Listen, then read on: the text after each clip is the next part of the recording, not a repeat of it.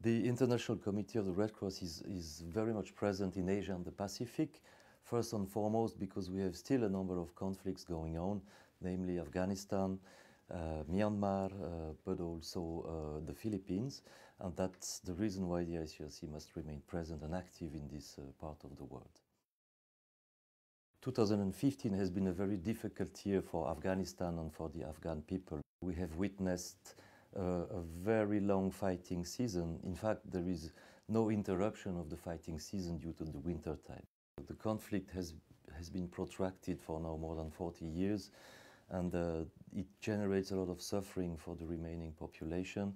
It's very difficult for the people to make a normal living, a lot of pressure on the infrastructures. A lot of people are now leaving the country. We have seen that the migration wave towards Europe had partly its origins in Afghanistan. There is also a lot of consequences with regard to the internal displacement of the population. We talk about more than 1 million people being internally displaced. The behavior of weapons bearers is not always adequate from either side, despite all attempts by the ICRC to remind and to provide rules and to remind all weapons bearers about their responsibilities when conducting armed operations.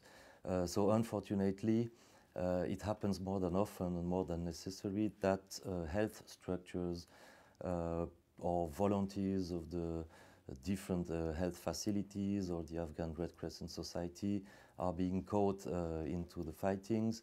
It happens more than often that health structures are being targeted or used as military positions, and this is definitely something that has been difficult to handle.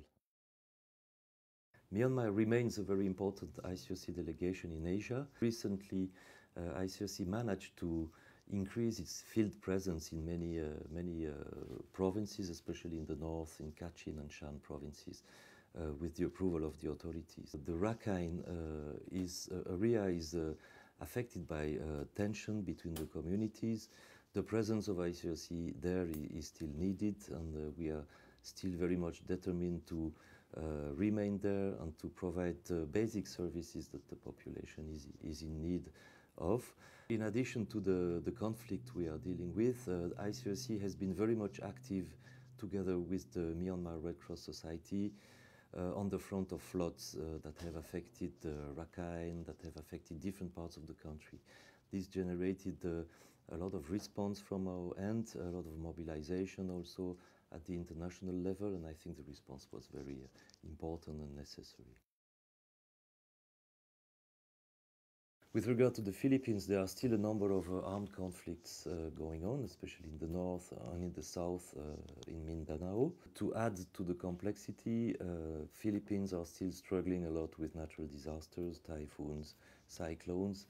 It's a little bit out of the scope of ICRC traditional activities, but given the size of the problems, together with the Philippine Red Cross Society and colleagues from the Federation, we had a substantial response to the needs generated by these natural disasters. Priorities in the Philippines remain essentially the cooperation with the Philippine Red Cross Society that has a fantastic network across the country.